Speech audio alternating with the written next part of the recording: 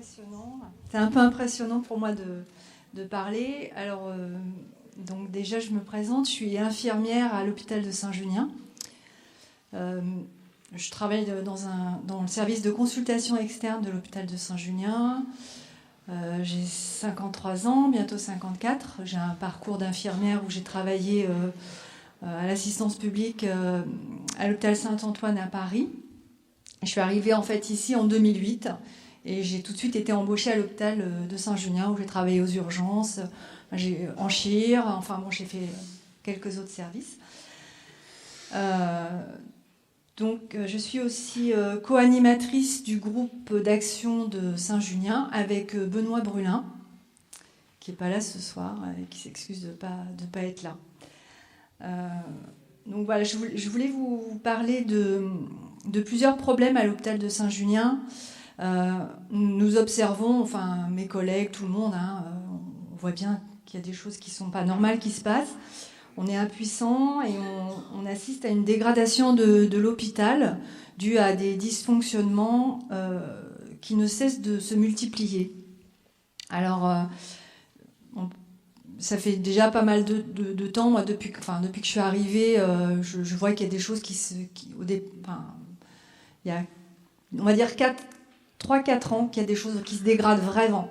Mais là, on le sent vraiment beaucoup depuis peut-être... 6 mois. Bon. Donc il y a une hémorragie de médecins, notamment au niveau du service de cardiologie, qui est très fragilisé pour des raisons de dysfonctionnement liées à une insuffisance de recrutement de médecins.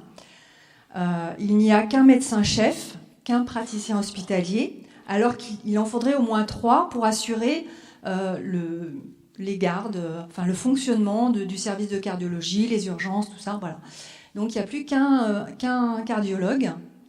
Et sinon, on voit défiler des médecins intérimaires sans arrêt. Alors il faut savoir qu'un médecin intérimaire, ça coûte, il me semble, 800 € par médecin et par vacation. Donc c'est un coût énorme pour l'hôpital. Voilà, ça c'est pour assurer juste les soins le courant. Voilà, donc... il y a aussi beaucoup de médecins qui sont partis et qui ne sont pas remplacés. Par exemple, on a un rhumatologue qui est parti, qui n'a pas été remplacé. On a un gros service de chirurgie orthopédique, on a 3 orthopédistes qui trouvent ça complètement déplorable qu'on ait plus de rhumatologues. Alors que, par exemple, pour vous donner une idée, à la clinique chez nous, il y en a 8 qui travaillent beaucoup. Donc, ce n'est pas logique que nous, on n'en ait plus. Voilà, déjà rien que pour ça. Après, dans les médecins non remplacés, on a aussi un médecin de la douleur qui est parti, qui n'est pas remplacé. On a un hématologue qui est parti, qui n'est pas remplacé. Un cancérologue. Un autre médecin cancérologue qui va pas tarder à partir. Donc ça veut dire qu'on va plus faire de chimio à l'hôpital de Saint-Junien, alors qu'on a investi dans un service de préparation de chimio en pharmacie j'en connais pas le coût, mais c'est des flux, ils travaillent sous des flux stériles, donc c'est quand même un investissement lourd. Pareil, ça a plus fonctionné. On a aussi un bloc tout neuf. Voilà, ça c'est pareil. On sait pas trop. Il n'est pas rentabilisé le bloc parce que voilà, il y a des médecins qui s'en vont. Alors dans les médecins qui sont partis encore, on a un chirurgien viscéral qui est parti. Il nous en reste un, mais qui va partir au mois d'avril. Là, il y a un gros souci. C'est qu'on ne sait pas ce que va devenir le viscéral, grosso modo, à Saint-Junien. Voilà. On a des assistants qui viennent du CHU. Ce sont des jeunes médecins, mais ils ne peuvent pas... Comme ce sont des assistants, normalement, il faut qu'il y ait un praticien hospitalier pour les chapeauter. Je ne sais pas ce qui va se passer. Après, dans les médecins qui vont partir, on a un chirurgien orthopédique aussi qui va partir. Je pense qu'il y a pas mal de gens qui doivent le savoir, c'est Thierry Gougam, c'est celui qui avait monté le service de chirurgie orthopédique à Saint-Junien. Et là, il va s'en aller en septembre. Il est prévu qu'il s'en aille. Et il ne sera pas remplacé. Voilà. Est-ce que j'en oublie ? Je crois que j'en oublie, malheureusement. Alors, le service d'anesthésie, c'est pareil. Il y a le chef d'anesthésie qui est parti, qui n'est pas remplacé. Enfin, il y a un autre chef, bien sûr, qui a pris sa place, mais c'est une perte pour l'hôpital puisqu'il n'a pas été remplacé en poste. Et il y a un autre anesthésiste qui est parti. En gros, on tourne avec 3 anesthésistes. Et ça suffit pas du tout pour assurer le staff au niveau du bloc et tout. Enfin, ça va pas suffire. Voilà, on a aussi 16 lits qui ont fermé. Et puis, on a une équipe au niveau du bloc qui a été supprimée. Alors, ça représente plusieurs infirmiers, voilà, et aides-soignants. Donc, ça veut dire, en fait, c'est des gens qui sont partis. Alors, il y en a qui sont partis à la retraite. Voilà, ça marche comme ça, ils ne sont pas remplacés. Il y a des petits contrats, tout ce qui est petits contrats aidés aussi, c'est ceux qui ont disparu en premier.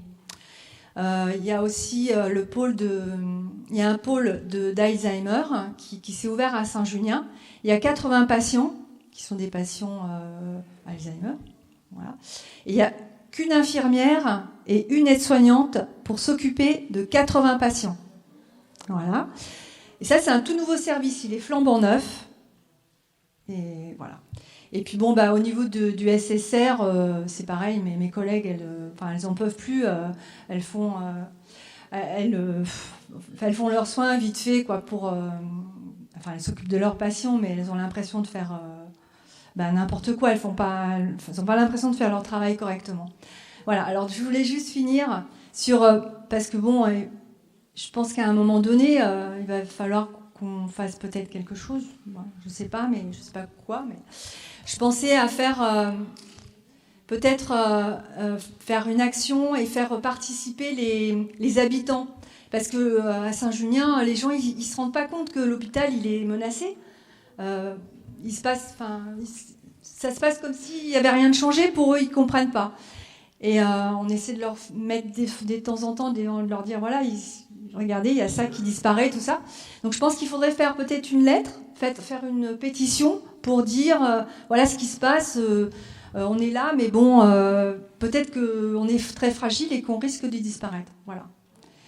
Et puis voilà. Sinon, je voulais dire aussi que au niveau des insoumis de Saint-Junien, enfin même des alentours, on essaie de s'impliquer dans au niveau de la mairie, de s'impliquer dans par exemple, l'agenda 21 là, qui est en train de se passer à Saint-Junien. Les élus ont fait un appel à des volontaires, à des gens qui pourraient, des citoyens qui pourraient venir dans les groupes pour proposer des choses. Donc, voilà, par ce biais-là, on peut essayer de s'impliquer, en faisant des actions comme ça. Il y a aussi Alternatiba.